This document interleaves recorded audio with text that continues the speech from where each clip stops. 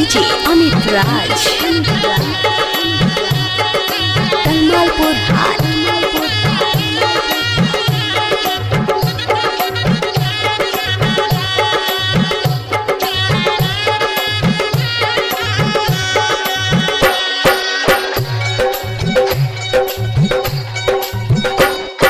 सजहली सोरल रूपवा दोसीरा घरे ले जइबू हो। सजहली सोरल रूपवा दोसीरा घरे ले जइबू हो। सची कहतानी सनम तू बड़ा याद अइबू हो। सची कहतानी सनम तू बड़ा याद अइबू हो। सची कहतानी सनम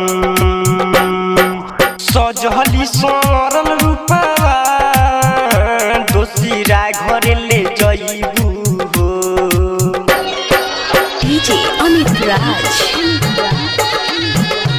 दोसीरा घरे ले जइबू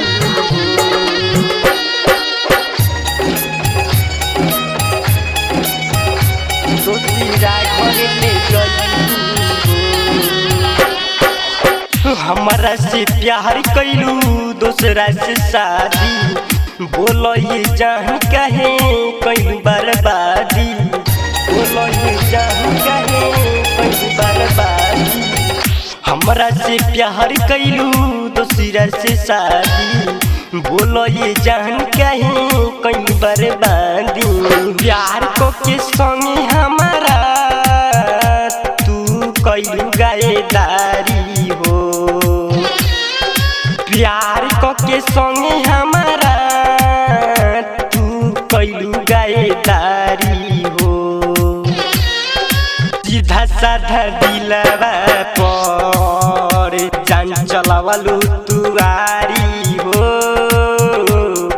सीधा साधा दिलवा पर जान चलावलू तुआरी हो।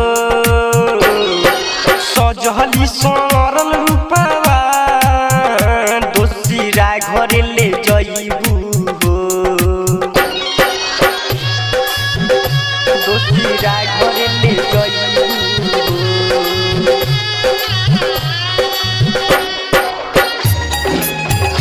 दोसीरा घरे ले जइबू हो।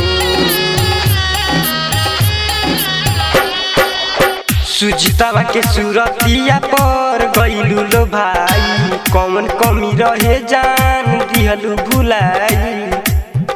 कौन कमी रहे जान दिहलू भुलाई।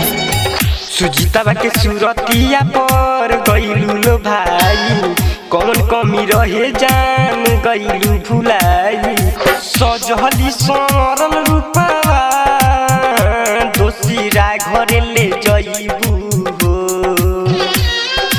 सजहली सोरल रूपवा दोसीरा घरे ले जइबू हो। सची कहतानी सनम तू बड़ा याद अइबू हो।